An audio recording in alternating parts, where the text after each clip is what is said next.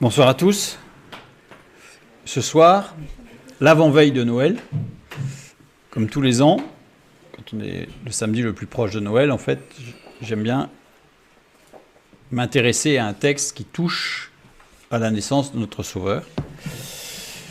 Et ce soir, nous allons particulièrement nous intéresser à un homme dont on parle très très peu dans la parole de Dieu, et pourtant il a joué un rôle important, puisque c'était celui qui a accompagné Jésus de bébé jusqu'à toute sa croissance, jusqu'à un certain âge, on ne connaît pas, mais en tout cas au moins jusqu'à 12 ans. Puisqu'on sait qu'à 12 ans, son père était encore là, enfin Joseph était encore là, son père légal on va dire. Et donc on va s'intéresser un petit peu à cet homme, très discret dans la parole. Parce que nous allons nous rendre compte qu'il y a quelques éléments, quelques détails qui nous permettent de cerner en réalité beaucoup de choses le concernant. En tout cas des choses fondamentales. Je vous propose de commencer par la lecture du texte de Matthieu, chapitre 1, des versets 1 à 17. Alors, ce ne sont pas des versets qu'on lit souvent pour une étude biblique, et pourtant, ils sont importants. Généalogie de Jésus-Christ, fils de David, fils d'Abraham. Abraham engendra Isaac, Isaac engendra Jacob, Jacob engendra Juda et ses frères. Juda engendra de Tamar, Pharès et Zara. Pharès engendra Esron, Esrom engendra Aram, Aram engendra Aminadab, Aminadab engendra Naasson, Naasson engendra Salmon, Salmon engendra Boaz de Rahab, Boaz engendra Obed de Ruth, Obed engendra Isaïe, Isaïe engendra David.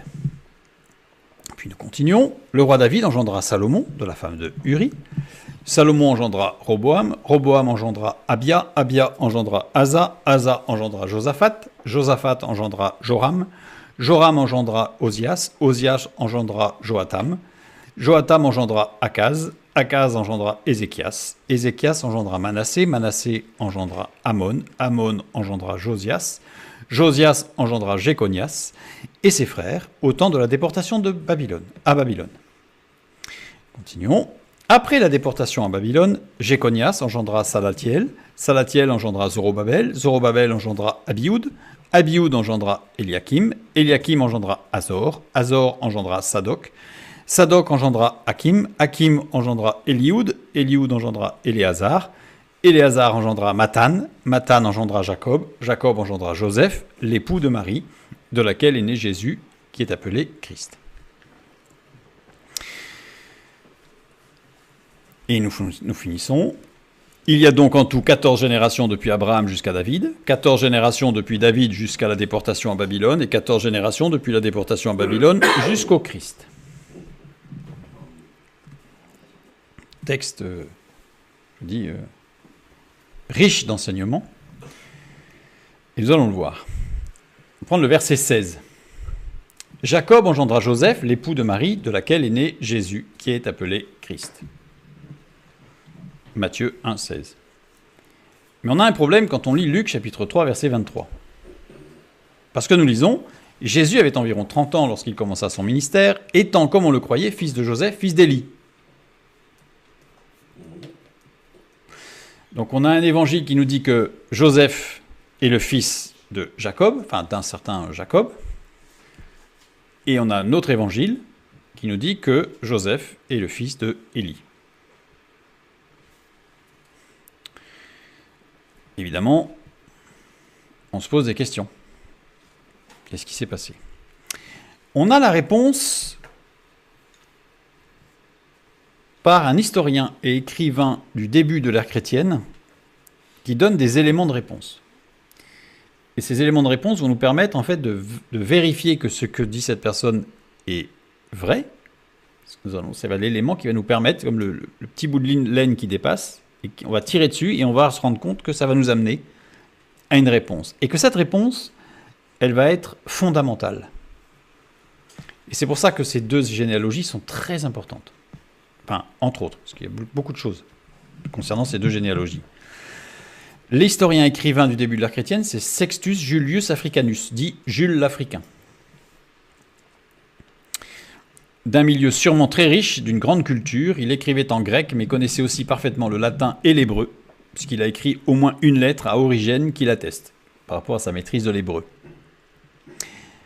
Quand on dit qu'il a dû sûrement être très riche, c'est qu'on a des éléments qui laissent à penser, parce qu'on a en réalité assez peu de choses sur lui. Et même ses écrits, on en a peu qui nous sont venus. C'est surtout des écrivains qui parlent de ses écrits et qui les citent.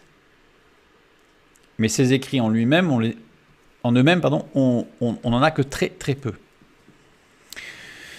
Il est né vers 160 à Emmaüs, Nicopolis, près d'Aelia Capitolina, la ville reconstruite sur l'emplacement de Jérusalem qu'il appelle son ancienne patrie. On voit qu'il est très attaché en fait à Jérusalem, puisqu'il vit proche de cette nouvelle ville.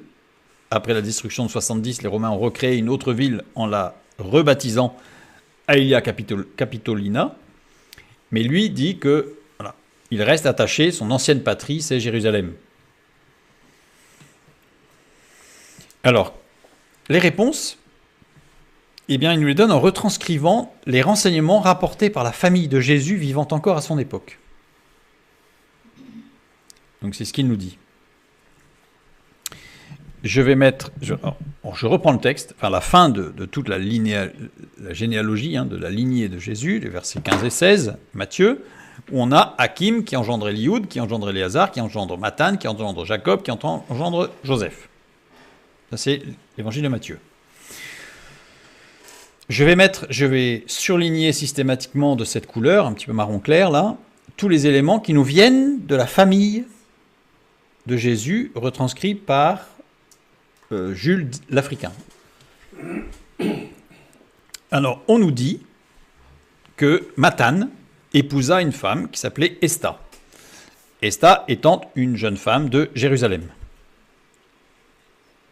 Là, on est aux alentours des 70 avant Jésus-Christ. Mathan et Esta ont eu un fils qui s'appelait Jacob.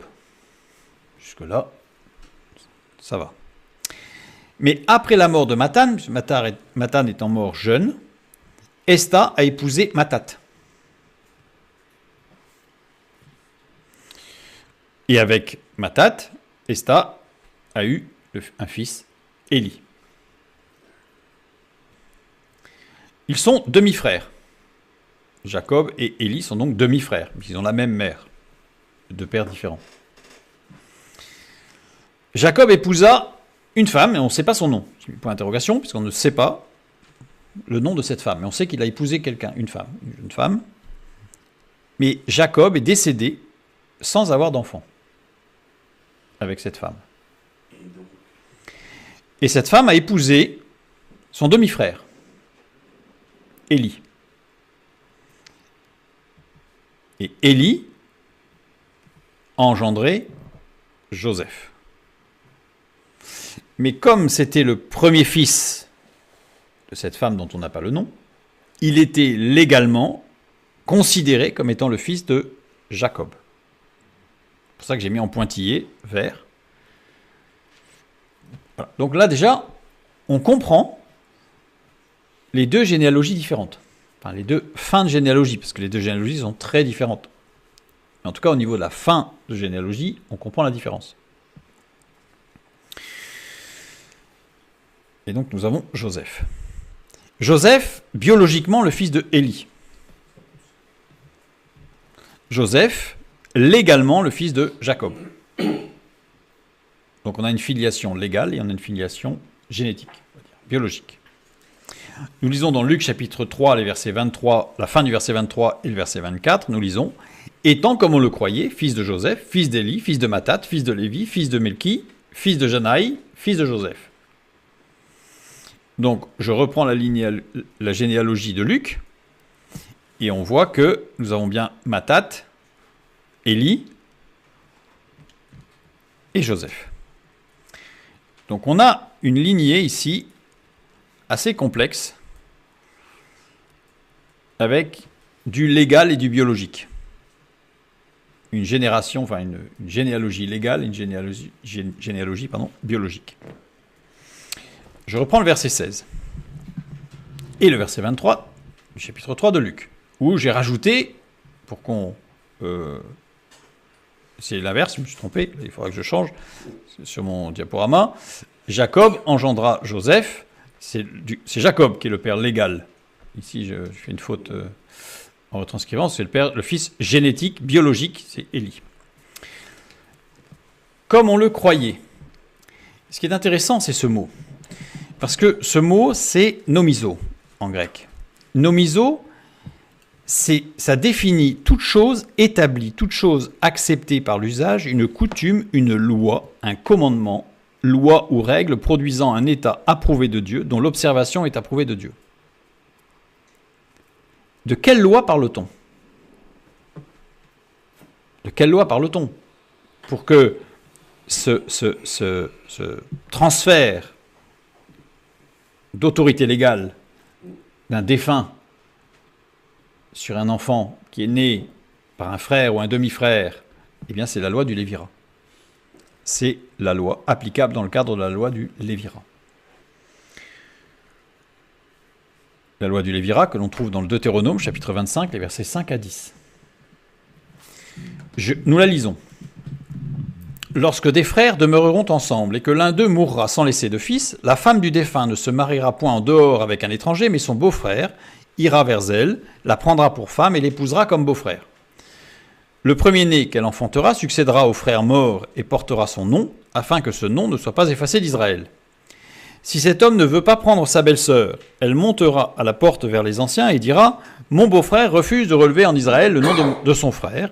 Il ne veut pas m'épouser par droit de beau-frère. » Les anciens de la ville l'appelleront et lui parleront. S'il persiste et dit « Je ne veux pas la prendre », alors sa belle-sœur s'approchera de lui en présence des anciens, lui ôtera son soulier du pied et lui crachera au visage. Et prenant la parole, elle dira « Ainsi sera fait à l'homme qui ne relève pas la maison de son frère, et sa maison sera appelée en Israël la maison du déchaussé. » C'est assez particulier. C'est d'autant plus particulier que une femme épouse un homme. On imagine que c'est l'amour. Elle épouse un homme, voilà. Cet homme décède, et elle se voit contrainte de se marier avec le frère de cet homme. C'est assez violent. Mais non seulement ça, mais en plus le texte nous dit qu'en fait, elle en sera fière, contente, et elle va insister pour que ce soit faisable. Parce que si jamais le beau-frère il veut pas, eh ben elle va réclamer. Très honnêtement, je ne suis pas certain qu'il y ait beaucoup de cas où ça se soit passé comme ça. Vous voyez ? C'est même inconcevable, en fait. Il y a quelque chose qui ne va pas. Et nous allons le voir. Nous allons voir que les traducteurs de la parole de Dieu sont des hommes.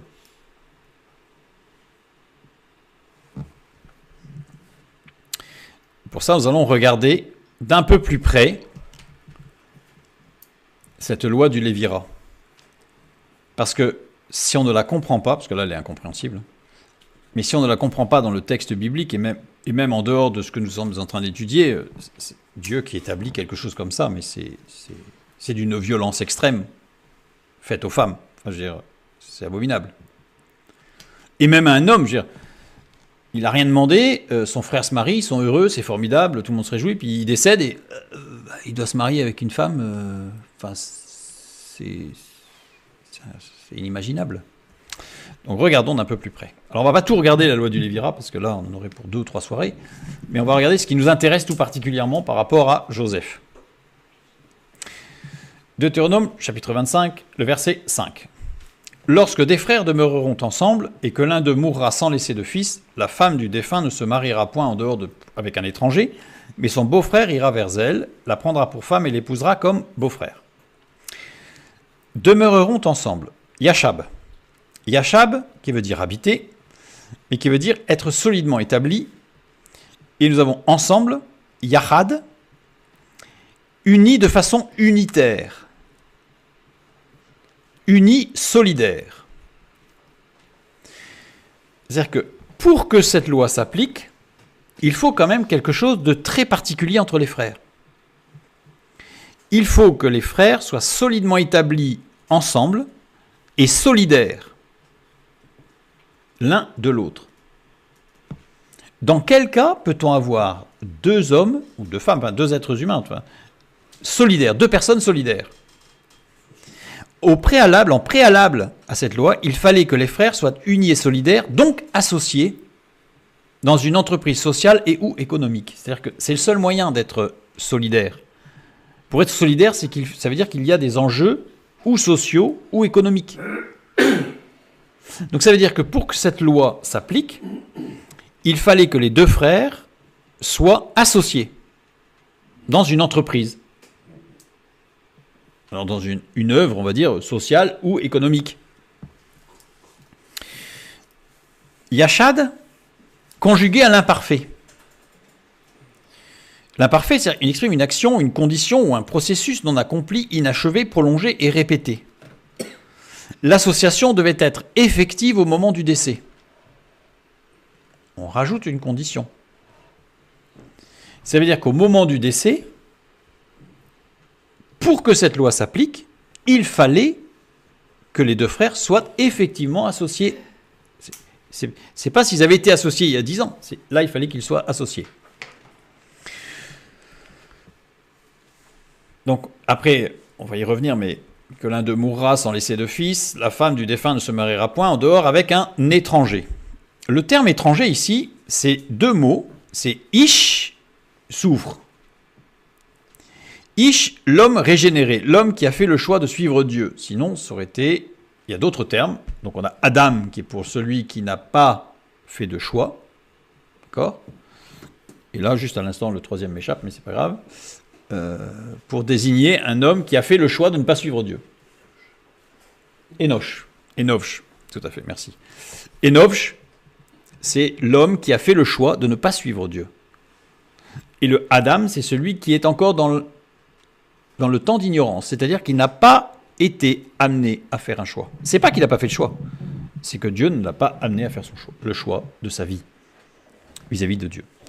Donc là, on a un homme qui a fait le choix de marcher avec Dieu.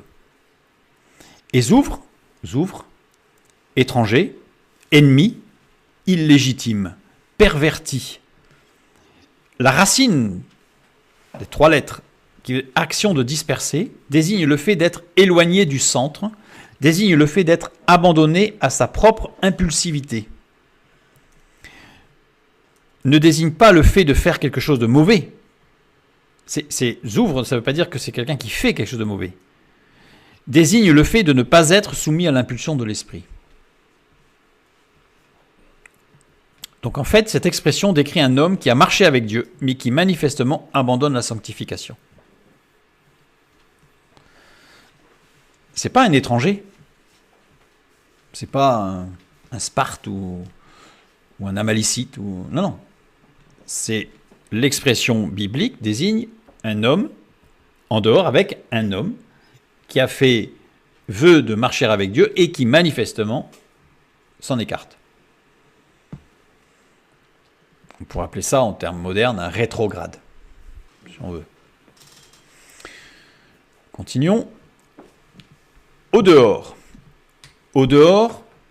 Ruft, qui agit à partir de l'autre côté, d'une séparation marquée. Ça peut être un mur, ça peut être une frontière, mais c'est quelque chose qui est vraiment une séparation marquée et qu'on ne peut pas franchir. Ruft, marqueur de division, de scission, de coupure, peut se lire de deux façons par rapport à notre phrase. Totalement extérieur à la famille, parce que là on est entre frères, beaux-frères, belles-sœurs, femmes, là on est quand même dans le sein familial. Donc soit il y a une frontière, donc c'est quelqu'un qui est totalement extérieur à la famille, ou alors on peut le lire aussi totalement extérieur à l'association des deux frères, parce que nous sommes dans le contexte, l'introduction de la phrase, c'est de dire il fallait que les deux frères soient associés.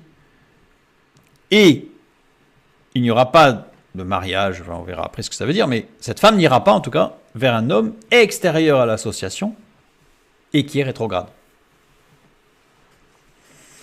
Totalement extérieur à la famille. Si le problème ne venait que du fait qu'il ne faille pas sortir de la famille, pourquoi la restriction ne porterait que sur le beau-frère? Surtout à une époque où les familles étaient nombreuses. Donc des beaux-frères, il y en avait plein. À ce moment-là, ça aurait été un beau-frère. Pourquoi le beau-frère? Pourquoi son beau-frère et non un beau-frère à l'époque où les familles étaient nombreuses? C'est clair que c'était le beau-frère qui était associé. Donc, mettant tout ensemble, l'association devait être effective au moment du décès, et il s'agit, ici, la femme ne devait pas aller vers quelqu'un d'extérieur à l'association. Donc à la limite, on aurait pu imaginer que s'il y avait eu 3 associés, 3 frères, il y aurait eu 2 beaux-frères, en fait, en l'occurrence, possiblement atteignable par cette loi. Donc, parce que l'œuvre commencée devait être achevée dans le cadre prévu initialement. C'est-à-dire que les 2 associés avaient formé un projet. Ce projet, il était établi entre eux 2. Ils avaient fait des règles, ils avaient des projets, ils avaient établi un plan d'action, etc. Et donc, il y en a un qui meurt. Mais le but de cette loi, c'est que ce projet continue. Tel qu'il était prévu. Tel qu'il était prévu.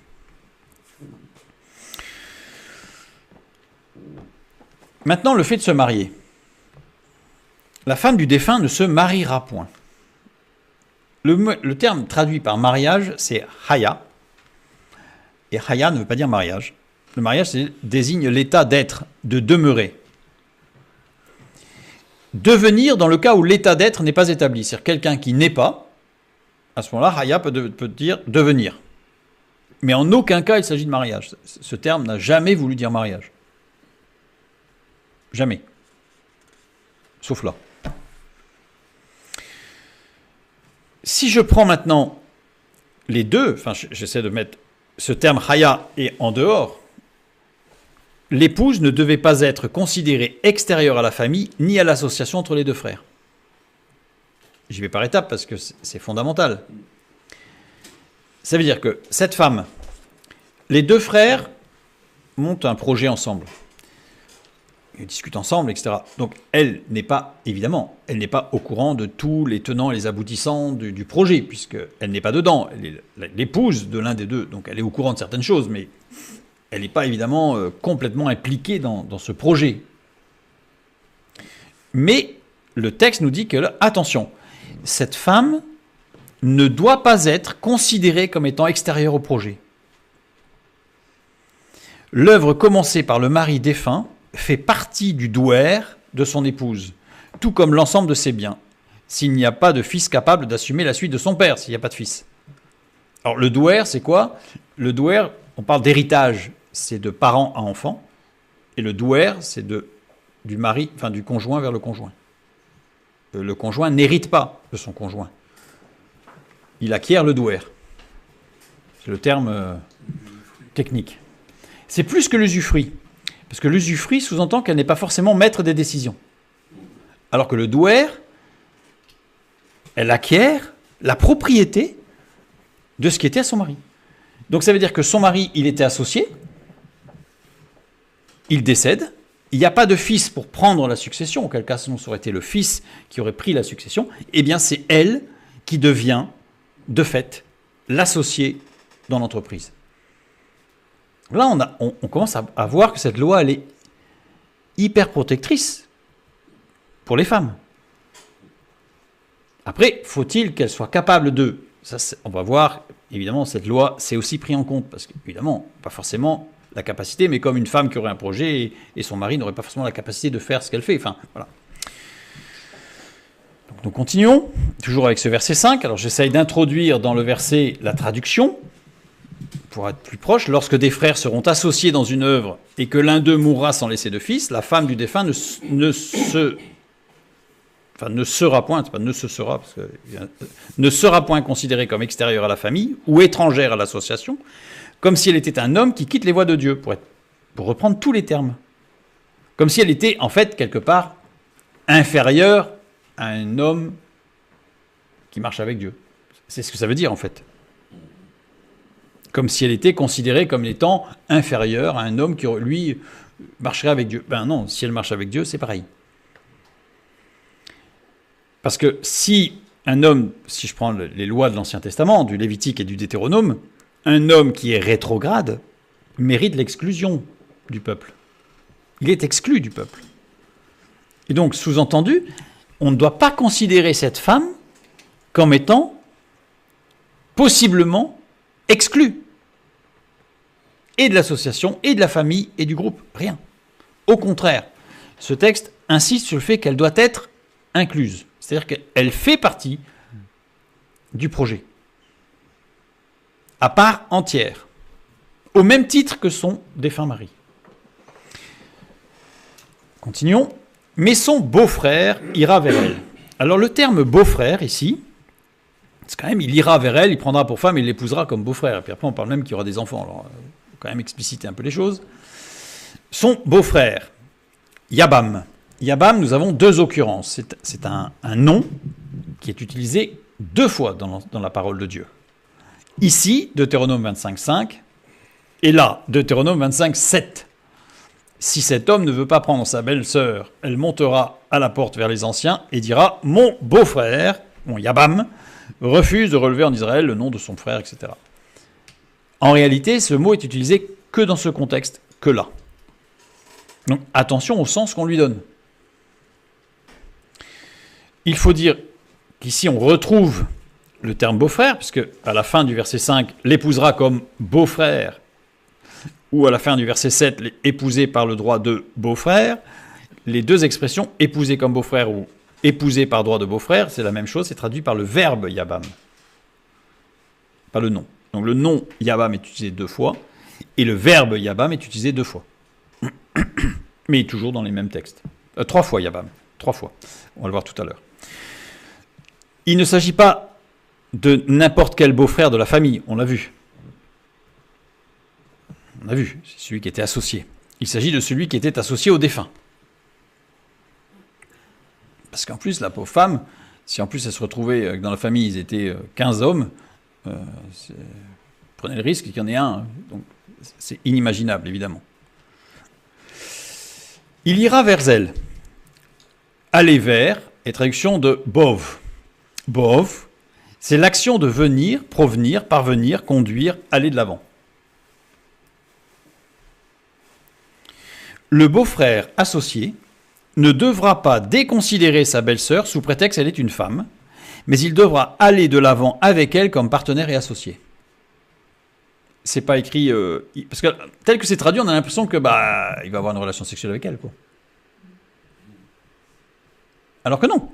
Bov, ça veut dire plein de choses, en fait, mais aller de l'avant, conduire, oui, venir, parvenir, mais on est dans le cadre de cette femme qui est associée.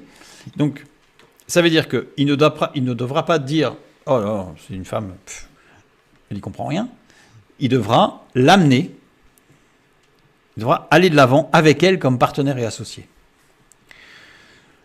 La prendre pour femme. Le verbe « prendre » ici, c'est « lakar ». Lakar, littéralement, conduire, prendre par la main. Alors, on va dire, c'est surprenant parce que il ne doit pas la déconsidérer, mais en fait, on utilise une expression un peu comme un enfant. Bon, allez, viens, je vais te montrer, parce que bon, je suis obligé, quoi. Non. Parce qu'on va regarder plus près. Il est conjugué au mode parfait. Ça veut dire qu'il y a une action unique. Unique. L'action unique non répétée est totalement achevée. Est totalement achevée. Ça veut dire quoi? Le beau-frère associé devra informer la veuve en tant qu'épouse du défunt, donc non initialement intégrée à toutes les décisions, de tout ce qui aura été fait, décidé avec le défunt, en expliquant les tenants et les aboutissants de ce qui est en cours. Il doit la former, il doit l'informer et la former de tout. En tant qu'associé, qui, entre guillemets, on va dire, va prendre le train en marche. Je trouve que ce texte, il est extraordinaire, en fait. Il a été écrit quand même il y a très longtemps, hein, mais il est d'une modernité extraordinaire sur le fonctionnement, sur le fonctionnement entre associés. Je dirais presque qu'il ressemblerait, on pourrait dire, presque comme base de tout pacte d'associés d'aujourd'hui dans une entreprise.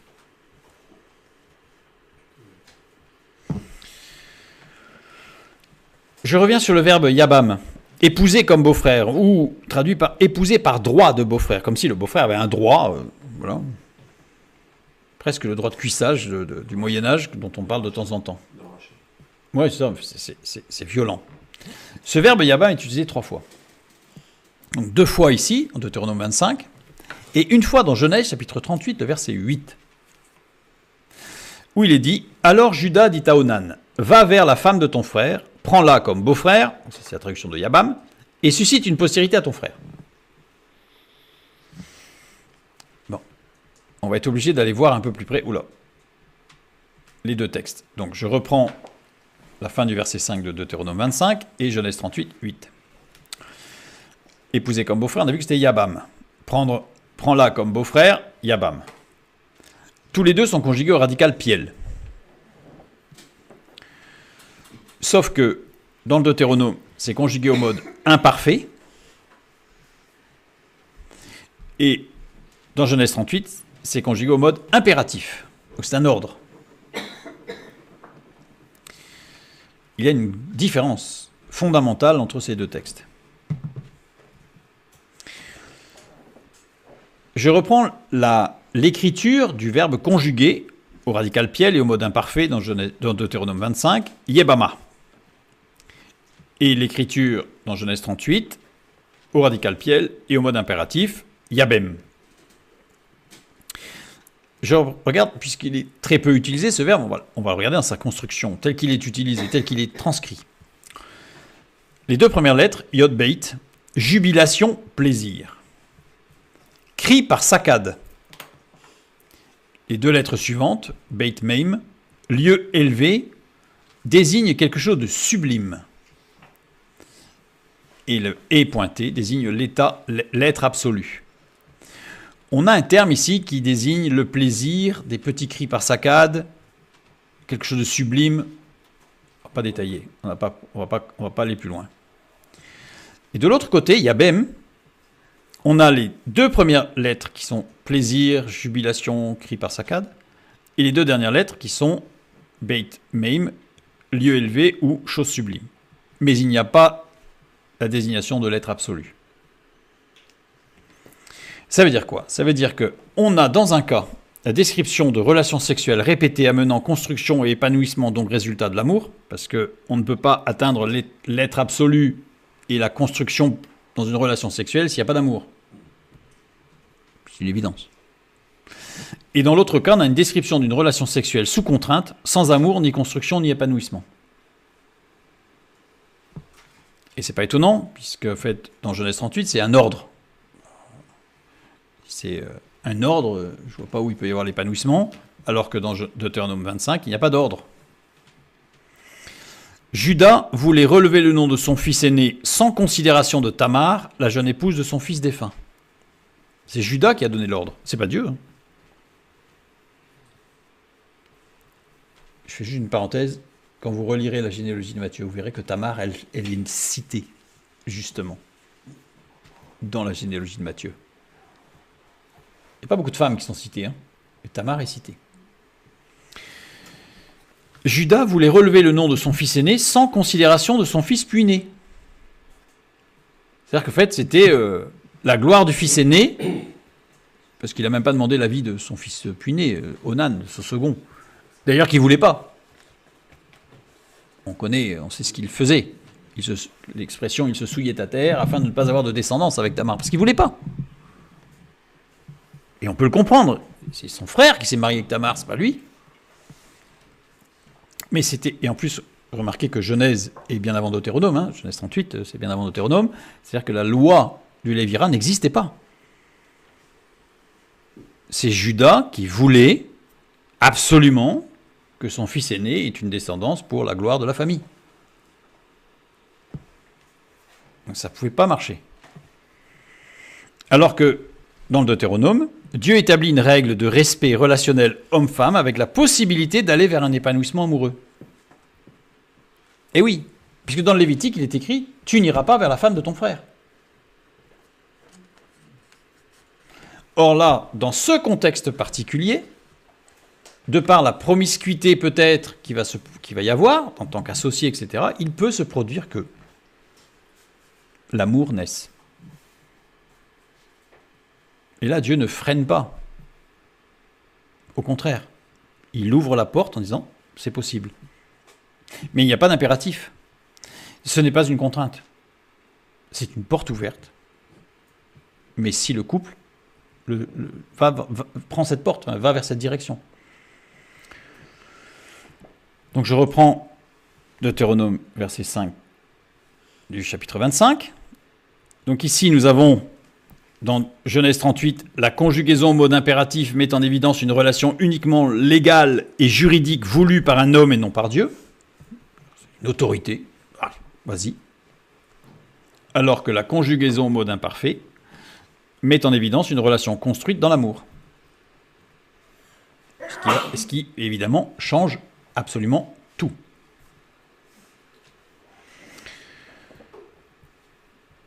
Je reviens maintenant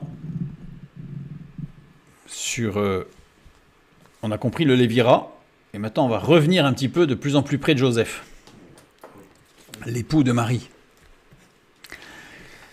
Donc là on a une œuvre de Lévira, puisque le texte Nomiso nous disait que c'était conforme à la loi et aux règles établies, etc. Donc ça veut dire qu'on est bien dans le Lévira, parce qu'on aurait même pu imaginer aussi que les deux épouses, enfin Esta et la jeune femme dont on ne connaît pas le nom, auraient pu très bien tomber amoureuses du beau-frère et se marier avec le beau-frère, enfin, en dehors de toute règle de transmission, de quoi que ce soit.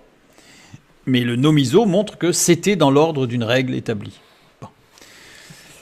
Et ils se sont mariés. Et ça veut dire que, comme c'est dans l'ordre de cette règle établie, c'est-à-dire que ce mariage était un mariage d'amour.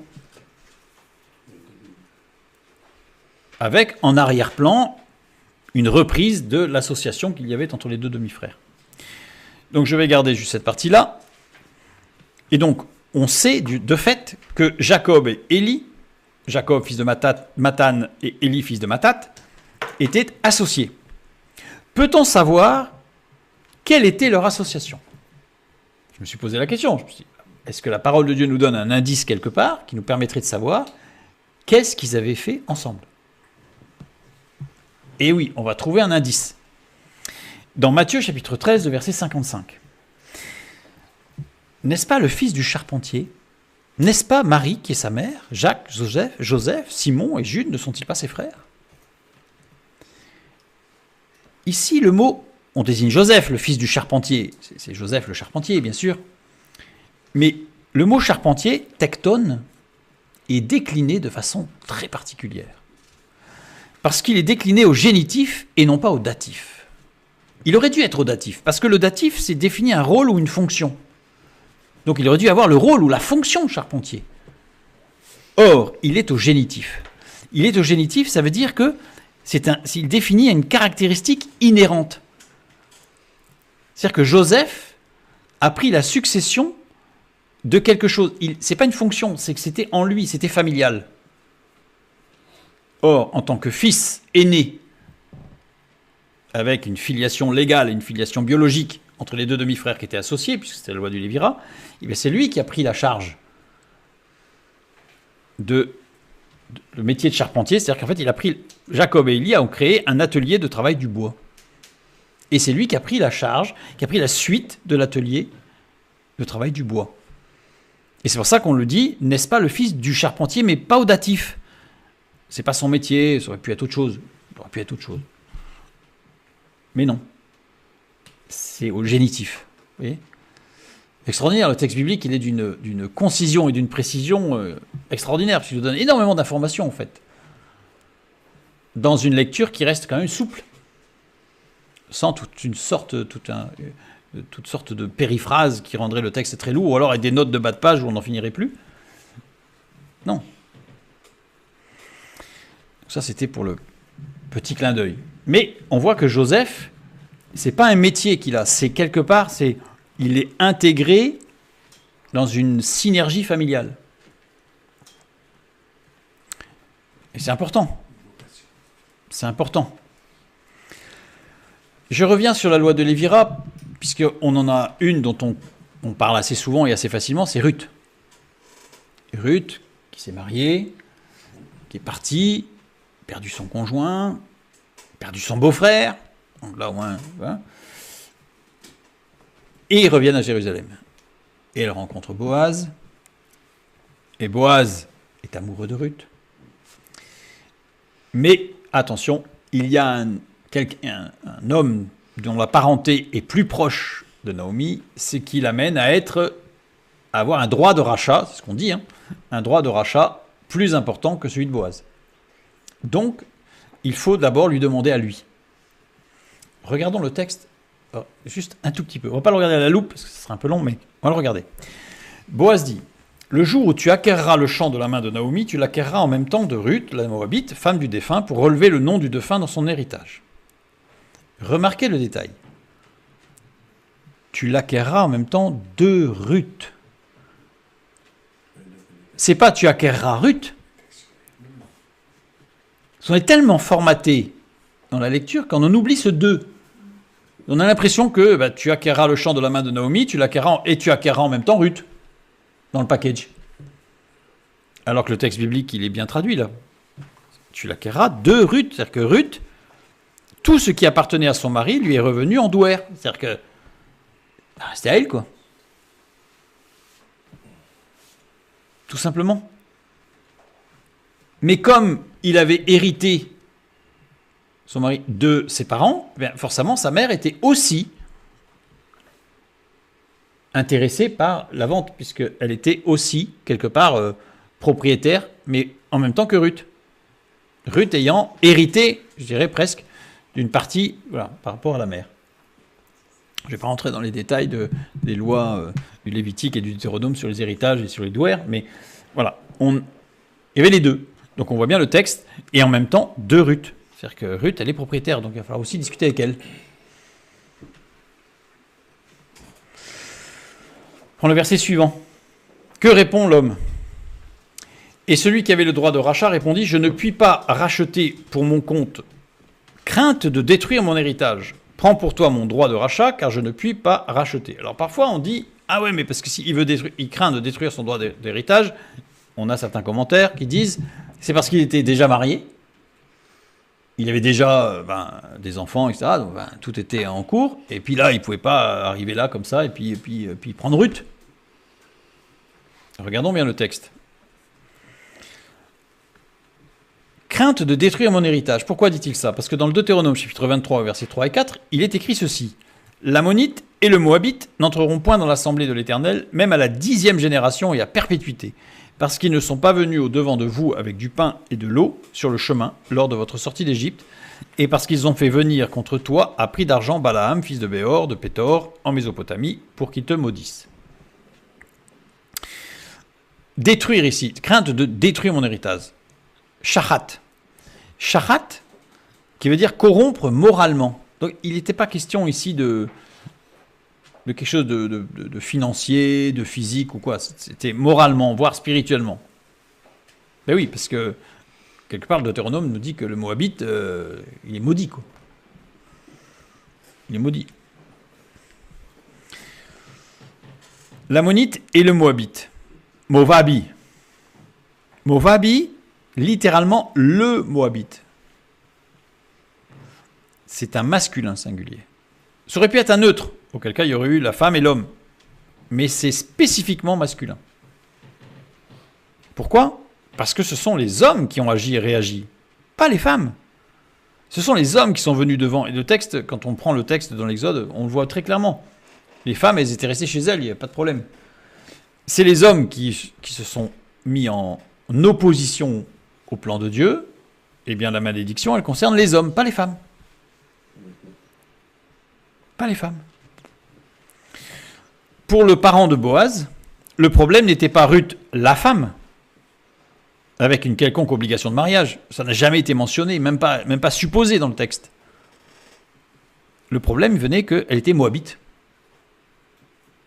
Et ça posait un problème. En tant que moabite, vous vous rendez compte, si je m'associe à une moabite, pas question de mariage, mais si je m'associe à une moabite, c'est fini là. Je vais tout perdre. Il y a un commandement de Dieu qui dit non, pas le droit. Boaz connaissait la parole de Dieu, lui. Les autres avaient entendu parler de la parole de Dieu. Pourquoi ? Parce que Boaz ne douta pas dans sa décision, parce qu'il s'agissait d'un monsieur moabite qui était maudit.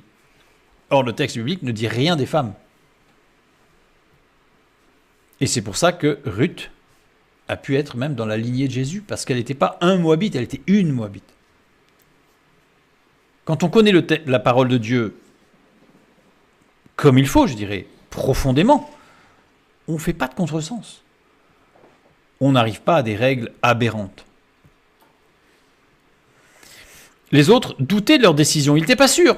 De crainte, je ne suis pas sûr. Pourquoi ? Ils ne connaissaient pas le texte. Ils avaient entendu parler que les Moabites, il ne fallait pas s'en approcher.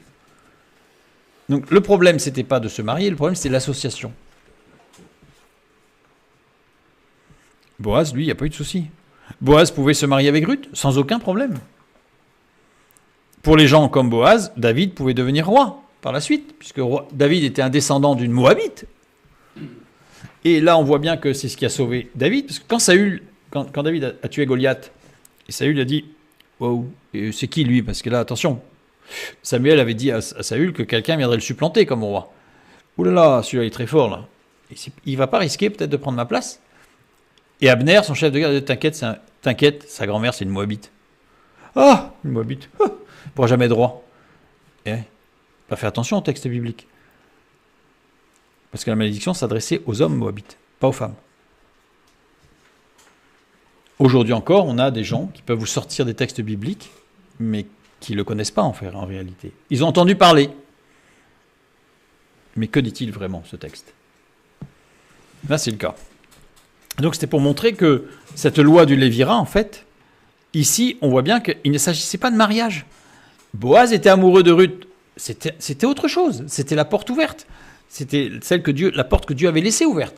Mais l'association avec Ruth, pour l'autre parent, c'était l'association avec Ruth qui était un problème. Ce n'était pas le fait que ce soit une femme et qu'elle se marier ou quoi que ce soit. Elle était moabite. Je ne peux pas m'associer avec une moabite. Boaz, lui, il voulait s'associer avec Ruth et l'épouser parce qu'il l'aimait. C'est aussi simple que cela.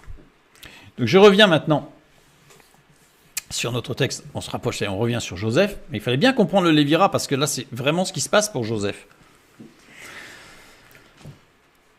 On est dans le cadre... Joseph, en fait, il est dans le cadre de la loi du Lévira. Donc ça veut dire que, parce que l'œuvre commencée devait être achevée dans le cadre prévu initialement. Vous savez, vous vous rappelez ce qu'on avait vu, la loi du Lévira. L'œuvre commencée initialement devait se continuer telle qu'elle était prévue. Alors il y a le métier, l'atelier de bois, le travail du bois, bon, d'accord, ok. Mais il y a plus que ça. Quelle œuvre ? Quelle œuvre était supérieure ? Quelle œuvre ? Je reprends Matthieu, chapitre 1, versets 13 à 16. Je vais m'arrêter juste à ces versets, ici, je ne vais pas les relire, mais toute la liste des noms. Et je vous inviterai après à remonter même avant. Matthieu présente une filiation descendante qui pointe vers Jésus. Vous voyez, on part de Hazor, Sadoc, Hakim, Élioud, Éléazar, Mathan, Jacob, Joseph. Fils d'eux, fils d'eux, fils d'eux, fils d'eux, puis on descend. Luc, lui, nous présente une filiation ascendante. On part d'en haut pour Matthieu, enfin des ancêtres, on va dire, et on descend jusqu'à Joseph, alors que Luc, lui, part de Joseph, qui était le fils d'eux, donc on remonte. Donc on a quelque chose qui est inverse. Vous voyez ce que je veux dire ? C'est intéressant. Ça m'a interpellé, je me suis dit, mais pourquoi ? Alors on va me dire, oui, mais parce que Luc était de culture grecque, peut-être que ça change avec Matthieu qui était de culture juive. Et la culture juive, on est plus sur l'ascendance, enfin la descendance, qui va être l'ascendant jusqu'au descendant, alors que peut-être que dans la culture grecque, on était plutôt du descendant vers l'ascendant. Enfin, voilà. Alors, j'ai regardé, j'ai pas trouvé cet élément probant chez les Grecs, pas particulièrement. On était quand même aussi dans la descente. Bof. Donc je me suis dit, c'est que le texte biblique veut nous montrer quelque chose. Alors, je ne vais pas prendre beaucoup de temps, mais je vous inviterai après, si chacun peut prendre le temps, tranquillement, d'étudier les choses. Donc avec cette filiation légale entre Jacob et Joseph, que j'ai mis en vert pointillé, et cette fois cette filiation biologique entre Élie et Joseph, que l'on retrouve évidemment. Azor, qui aide. Traduction. Sadoc, juste et droit. Hakim, l'Éternel affermira. Élioud, Dieu de majesté. Éléazar, le secours de Dieu. Mathan, le don. Jacob, qui supplante, ou qui remplace. Joseph, qui ajoutera. Maintenant, on part de Joseph, pour Luc, qui ajoutera, et on repart dans l'autre sens. Élie, celui qui montera. Mathat, don de Dieu. Lévi, joindre, attaché. Melki, roi très haut. Janaï, maltraité. Joseph, qui ajoutera. Matthias, don de l'Éternel. Amos, qui porte le fardeau. Luc présente une filiation donc ascendante qui part de Jésus. Ou de Joseph, de Jésus, de Joseph. Chez Matthieu, on a une présentation de la promesse du secours de Dieu, le don qui supplante et qui prend la place. Jésus est celui qui prend la place, celui qui va dépouiller les autorités, comme dit l'apôtre Paul. Romains 5,8. Mais Dieu prouve son amour envers nous en ce que, lorsque nous étions encore des pécheurs, Christ est mort pour nous, il a pris notre place. Il est le don, c'est le secours de Dieu par rapport au problème qu'est le péché. Et après Joseph, c'est la charnière. Parce qu'il y a Jésus.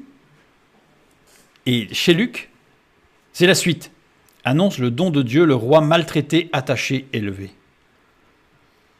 Jean 12, 32. Et moi, quand j'aurai été élevé de la terre, j'attirerai tous les hommes à moi. En parlant ainsi, il indiquait de quelle mort il devait mourir. Et on y retrouve monté, attaché, maltraité, qui porte le fardeau, dans Luc.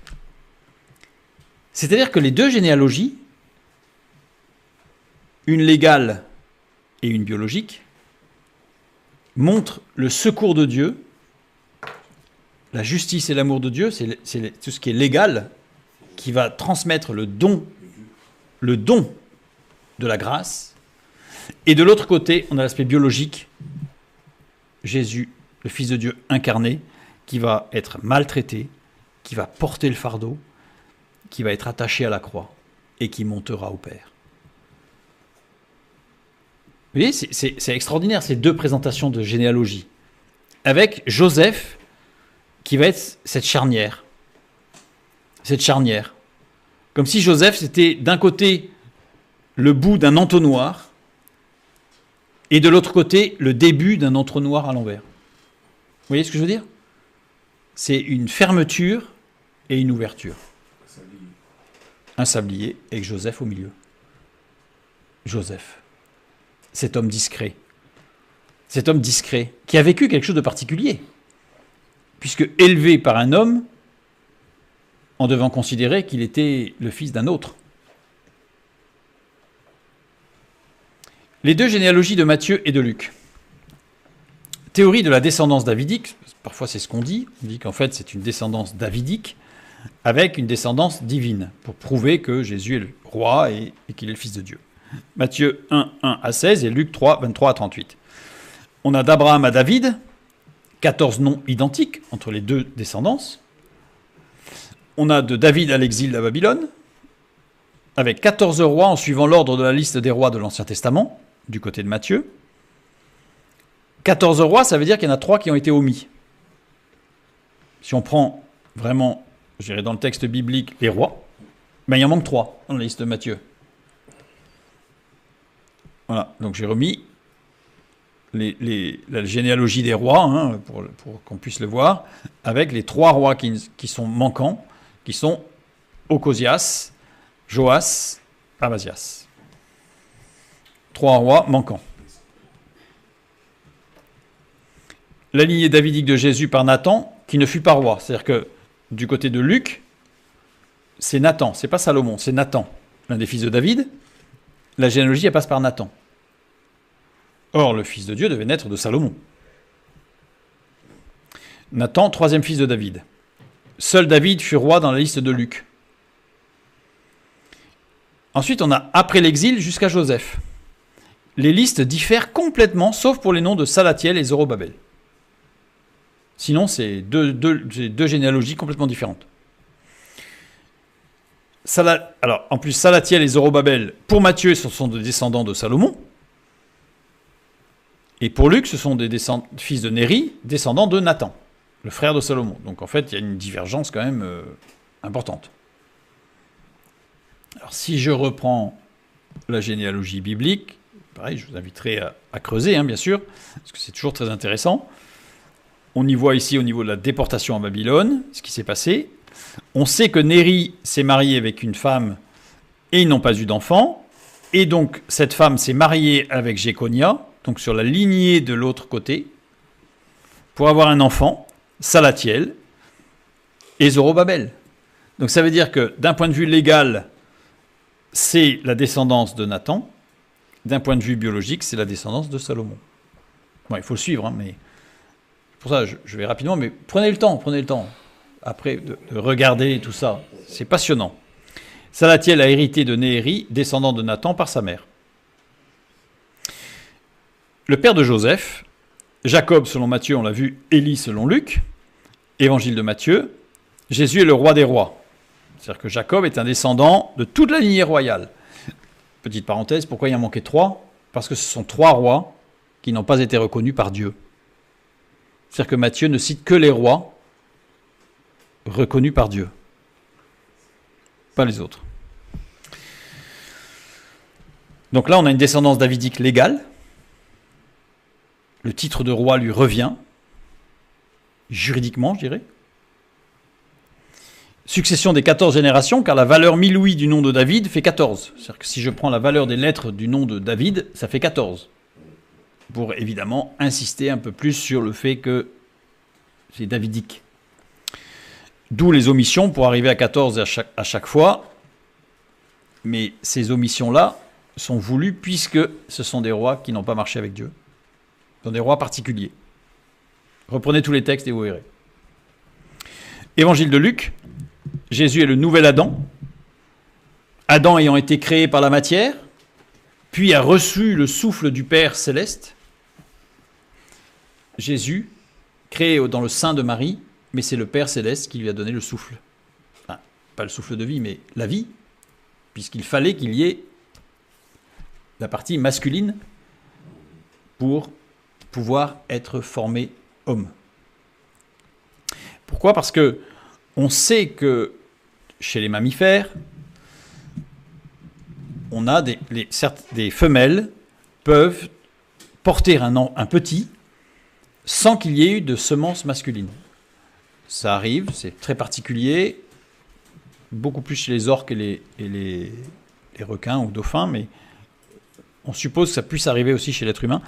Mais en aucun cas, ça peut être un homme. C'est-à-dire qu'évidemment, ne fournissant que des chromosomes XX, elle ne peut pas avoir d'Y, donc forcément, ça ne peut être qu'une femme ou une femelle pour l'animal. Donc ici, il a fallu l'insufflation de Dieu. Donc de fait, c'est le nouvel Adam avec la descendance divine pour Jésus. Certains parlent d'une filiation royale et une autre de sang, s'appuyant sur le fait que Matthieu a écrit « Joram engendra Josias », alors que ces 2 princes sont séparés par 3 générations. J'ai remis ici un petit peu ce qui s'est passé. C'est justement parce qu'il y a eu l'omission, en fait, des rois. Alors si je reprends la généalogie, Saül, David, Salomon, avec la scission entre le royaume de Juda et le royaume d'Israël, pareil, on ne va pas passer beaucoup de temps, mais voilà, jusqu'à la déportation de Juda à Babylone d'un côté et l'assimilation d'Israël à la Syrie de l'autre. Qu'est-ce qu'on va y voir ? Donc, Matthieu 1, 6 à 16, on va y voir qu'il y a des rois qui ont été omis. Ocosias, Athalie. Alors, Athalie, pas besoin de donner beaucoup de détails, on sait que c'était pas du tout marche pas avec Dieu. Et enfin, ici, 4 autres rois qui vont manquer, qui sont en moins. Pourquoi ? Parce qu'ils n'ont pas marché. Et on en a en plus par rapport à Luc. La théorie de la double filiation royale et de sang ne tient pas. Évidemment, ça ne tient pas la route.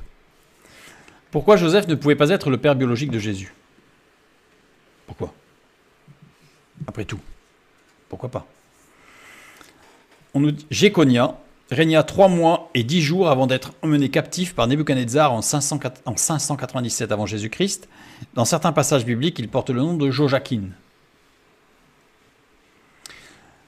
Et Jéconia est un ancêtre de Joseph. Un ancêtre légal, puisque c'est par Jacob. Jérémie 22, 28 à 30, nous lisons « Au sujet de ce Jéconia, car nul de ses descendants ne réussira à s'asseoir sur le trône de David et à régner sur Juda. Or, Jésus, descendant de Jéconia. Sauf que descendant ici, c'est Zéra. Zéra en hébreu qui veut dire sperme. Ça veut dire que descendance naturelle génétique. Et oui, Jésus n'est pas de la descendance génétique de Jéconia. Bah, évidemment, puisque de toute façon, Joseph n'a pas mis de semence, donc ce n'est pas possible. Mais en plus, Joseph est en lui-même déjà légal. Un enfant, un descendant légal de Jéconia. Et Nathan, jusqu'à Joseph, dans Luc chapitre 3, 1 Chronique 28, 5, « Entre tous mes fils, car l'Éternel m'a donné beaucoup de fils, il a choisi mon fils Salomon pour le faire asseoir sur le trône du royaume de l'Éternel sur Israël. » Le Christ devait être d'un descendant de Salomon, pas de Nathan. Les droits au trône devaient venir à la lignée de Salomon. Matthieu 1, 18 à 20, nous avons « Voici de quelle manière arriva la naissance de Jésus-Christ. Marie, sa mère, était fiancée à Joseph. Avant leur union, elle se trouva enceinte par l'action du Saint-Esprit. Voici qu'un ange du Seigneur lui apparut en songe et dit « Joseph, fils de David, ne crains pas de prendre avec toi Marie, ta femme, car l'enfant qu'elle a conçu vient du Saint-Esprit. » Jésus a obtenu son ascendance directe du roi David par Marie, on le voit dans Romains 1, 3, et qui concerne son fils né de la postérité de David selon la chair. Donc selon la chair, c'est peut-être que Marie. Donc c'est-à-dire que Marie était une descendante de David. En plus, Marie était aussi une descendante d'Aaron. Parce qu'il nous est dit que Élisabeth, sa parente, était une descendante d'Aaron. Au niveau de la sacrificature. Donc ça veut dire qu'elle a transmis aussi à Jésus et le titre de roi et le titre de sacrificateur.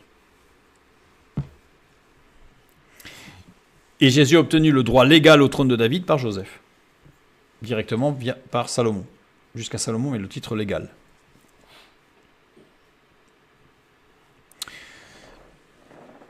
Je reviens sur ce lévira, cet élément, cette loi du lévira par rapport au père de Joseph.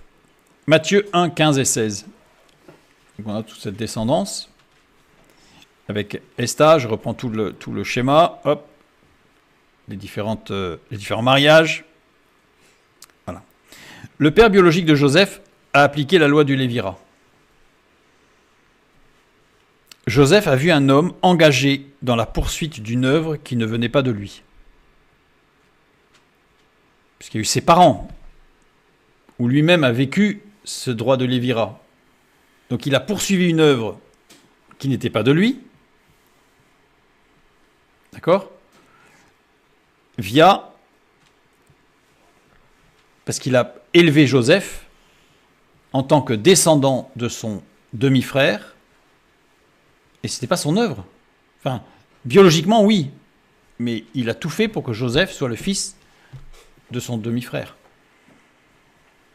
Joseph a vu son père respecter et aimer son épouse dans cette œuvre pour un autre. C'est-à-dire que c'est la loi du lévira, donc c'est-à-dire qu'il a pris l'épouse, il l'a formée, il l'a informée, il lui a donné tous les éléments pour pouvoir prendre les rênes. Joseph a appris ce que pouvait signifier une double filiation paternelle. Il a appris ce que pouvait signifier une filiation légale et une filiation biologique, une double filiation paternelle. Matthieu 1, 19. Joseph, son époux, qui était un homme de bien et qui ne voulait pas la diffamer, se proposa de rompre secrètement avec elle. Il respectait Marie. Il respectait Marie. Parce qu'il avait eu l'exemple. Joseph semble être un faible qui n'assume aucune responsabilité quand on lit ce texte. Lisons Deutéronome chapitre 22, les versets 20 et 21. « Mais si le fait est vrai, si la jeune femme ne s'est point trouvée vierge, on fera sortir la jeune femme à l'entrée de la maison de son père, elle sera lapidée par les gens de la ville et elle mourra, parce qu'elle a commis une infamie en Israël en se prostituant dans la maison de son père. Tu ôteras ainsi le mal du milieu de toi. » Là, reconnaître que Marie était enceinte, mais pas de lui, c'était envoyer Marie à la lapidation. Mais dans les versets 25 et 26, un tout petit peu plus loin, il est dit « Mais si c'est dans les champs que cet homme rencontre la jeune femme fiancée, lui fait violence et couche avec elle, l'homme qui aura couché avec elle sera seul puni de mort. Tu ne feras rien à la jeune fille. Elle n'est pas coupable d'un crime digne de mort, car il en est de ce cas comme de celui où un homme se jette sur son prochain et lui ôte la vie. » Le viol. Joseph, en proposant de rompre secrètement avec elle, lui proposait de laisser supposer qu'il l'avait violée. Vous imaginez ce qu'il était capable de faire, Joseph, par amour pour Marie? Parce que là, à ce moment-là, c'est lui qui était lapidé. Et c'est énorme, hein? En rompant secrètement, Joseph prenait la faute sur lui. Si Marie l'accusait, il risquait la lapidation. Si Marie ne l'accusait pas, il s'engageait à subvenir aux besoins de Marie et de l'enfant toute leur vie. Joseph a vu son père aimer et respecter son épouse, et il proposa. Vous voyez, il n'a pas décidé tout seul dans son coin, en disant « bon, j'aime Marie, tant pis, je me sacrifie, allez hop ». Non.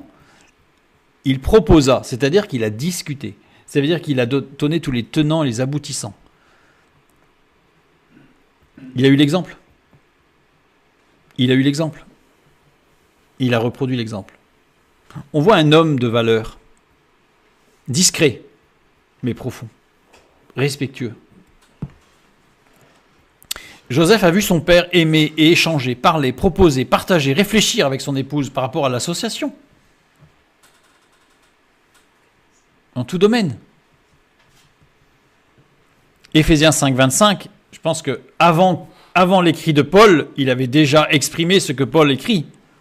Marie, aimez vos femmes comme Christ a aimé l'Église et s'est livré lui-même pour elle. Parce que là, Joseph proposait de se livrer pour Marie. C'est extraordinaire. Dans la discrétion, parce que dans le texte biblique, on n'en fait pas tout un plat. Et pourtant. Matthieu 1, 18. Voici de quelle manière donc arriva la naissance de Jésus-Christ. Joseph et Marie étaient fiancés, ayant été fiancés à Joseph, donc ils sont fiancés. Le Talmud nous apprend qu'il était courant qu'à cette époque, le fiancé vienne habiter chez ses futurs beaux-parents 1 an avant le mariage, et qu'ils agissent comme s'ils étaient mariés. Pas faire de dessin. Mais le texte annonce que les faits ont lieu avant qu'ils eussent habité ensemble. C'est clairement établi, parce qu'il n'y a pas d'ambiguïté. Joseph avait vu son père respecter son épouse au travers de la loi du Lévirat. Il a respecté Marie jusqu'au bout. Joseph était un homme qui était respectueux. Respect, ce terme respect est très important, parce qu'il réunit deux choses qu'on ne peut pas réunir, qui s'opposent, la justice et l'amour. Si vous appliquez la justice, vous respectez. Si vous appliquez l'amour, vous respectez. Parce que être totalement juste et totalement rempli d'amour, dans certaines situations, c'est pas possible. Ça nous semble, en tout cas à nous, humains, pas possible. Parce que l'amour va être indulgent, la justice va être tranchante. Mais dans le respect, on peut réunir la justice et l'amour. Et Joseph était respectueux. Joseph réunissait la justice et l'amour.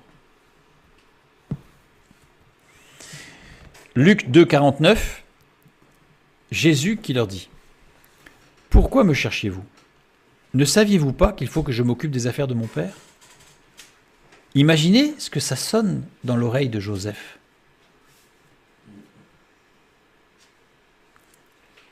Parce que quand on lit ce texte comme ça, on a l'impression que Jésus, il est un peu dur quand même. Il est un peu dur avec Joseph quand même. Mais non, en fait, pas du tout. Au contraire. Il est très respectueux lui aussi, parce qu'il montre à Joseph que ce que Joseph a connu, eh bien, Jésus le connaît aussi, mais d'une autre manière. À 12 ans. Il doit s'occuper des affaires de son père. Il y en a deux. Il y a deux filiations là, quelque part. Comme pour Joseph. comme pour Joseph. Une invisible, Joseph, son père légal était mort. Mais il était invisible. Jésus, il y a une filiation qui est invisible. Mais elle est là. Et en fait, Jésus, quand il dit à ses parents, et donc à Joseph, je dois m'occuper des affaires de mon père, c'est au contraire très respectueux, parce que c'est faire appel à tout ce qu'a vécu Joseph. Et on a vu que Joseph l'a pas mal vécu, puisqu'il était rempli de respect, de cette justice et de cet amour, qui sont justement la manifestation de cette intégration de cette loi du Lévirat complète. Joseph savait ce que voulait dire Jésus. Ça ne lui a pas fait mal. Il savait. En plus, il a vu la révélation, évidemment. Et puis, respectant son épouse, puisqu'après, il a pris Marie comme épouse, mais même sa fiancée. Donc, on voit bien, il proposa, il y avait des échanges, ils parlaient ensemble, ils échangeaient beaucoup. Et d'ailleurs, on voit bien que cette filiation était directe. Quelque part, il y avait cette filiation forte avec Joseph. Parce qu'au début des évangiles, quand on parle de Joseph, on dit Joseph, le fils de David. Mais là, on ne parle jamais de Jésus, fils de David, à ce moment-là. Par contre, quand Joseph n'est plus, c'est Jésus qui devient Jésus, fils de David. C'est-à-dire qu'il a pris la filiation du roi de Joseph. C'est pas comme si Joseph, il avait servi à rien, juste là, bon, parce qu'il en fallait un, donc c'est tombé sur lui. Mais non. Et c'est même pas qu'une étiquette ou un médaillon autour du cou. C'est-à-dire qu'il a pris la succession, le titre de son père, Joseph, fils de David. Dès que Joseph n'est plus là, c'est Jésus, fils de David. Il avait aussi dû s'occuper des affaires de son père, Joseph. De son père qui n'était plus là, mais de son père légal. De son père invisible. Tout en respectant. Et Jésus, ce qu'il a fait, c'est qu'il a respecté, je dirais, Joseph et ses parents. Jésus connaissait l'histoire de son beau-père. Je l'appelle le beau-père, puisque c'est le mari de sa mère. Si on veut être strict dans le sens, c'est son beau-père, c'est le mari de sa mère. C'est bizarre, hein? Nous avons présenté Joseph sous un jour. Je pense qu'on ne le voyait pas comme ça, cet homme. Bon, on savait qu'il était discret, mais on voit qu'en fait, c'est un homme qui a intégré énormément de choses et qui a pu transmettre, parce que Jésus a grandi de bébé à 12 ans et jusqu'à homme, jusqu'à 30 ans pour engager son ministère. Et il a été élevé, instruit, éduqué par ses parents. Mais voilà, Joseph lui a aussi transmis cette loi du Lévirat, qui n'est pas du tout une loi complètement rugueuse et, je dirais, presque brutale, telle qu'elle est présentée, mais au contraire, c'est une loi qui instaure un équilibre total entre l'homme et la femme, autant d'un point de vue familial que d'un point de vue sociétal. Voilà qui était Joseph. Que Dieu vous bénisse et à bientôt.